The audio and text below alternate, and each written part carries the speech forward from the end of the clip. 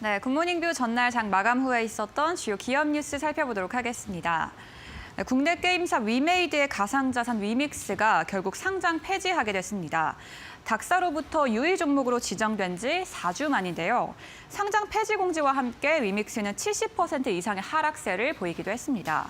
닥사는 소명 기간 동안 제출된 자료에 각종 오류가 발생됐으며 투자자 보호를 위해 거래 지원의 종료를 결정했다라고 전했는데요.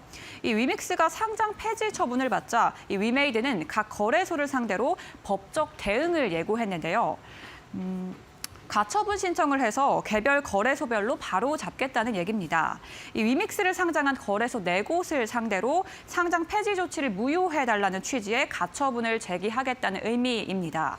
이 위메이드 대표는 앞서서 이 상장 폐지 가능성이 없다며 이 투자자들을 일축했었는데요. 하지만 결국 이렇게 상장 폐지 처분이 내려지게 된 겁니다. 이 시장에서도 참고해서 보시면 좋을 것 같습니다. 네, 계속해서 보도록 하겠는데요. 현대제철 노조가 2달간 이어오던 파업을 일단 멈추고 회사 측과 교섭을 시작하기로 했습니다.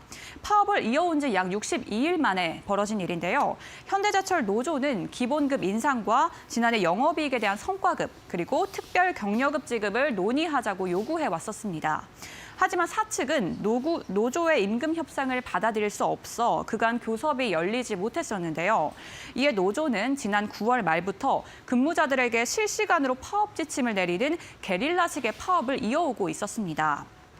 하지만 이번 중단으로 이 현대제철의 노조는 일단 파업을 중단하고 교섭 상황을 지켜보면서 투쟁 지침을 앞으로 결정할 것으로 보고 있습니다. 이 노조의 파업에 생산 차질을 빚어온 데다가 이 화물연대의 파업까지 겹치면서 제품 출하를 하지 못하고 있는 현대제철로서는 이번에 이 파업의 중단이 한숨을 돌렸다는 시각도 나오고 있는데요. 오늘 시장에서도 역시 관련한 뉴스도 참고해서 보시면 좋을 것 같습니다. 네, 계속해서 보도록 하겠는데요. 이 한미약품의 비소세포 폐암 치료 신약인 포지오티닙의 미국 FDA 승인 여부가 오늘 결정납니다. 승인되면 지난 9월 롤론티스에 이어서 2번 연속으로 FDA 문턱을 넘게 되는 건데요. 하지만 FDA의 자문위원회가 부정적인 의견을 낸 상태여서 아직까지는 결정 여부가 불확실한 상황입니다. 자문위원회의 부정적인 의견을 뚫고 승인될 확률은 약 20% 수준이라고 전망을 하고 있습니다.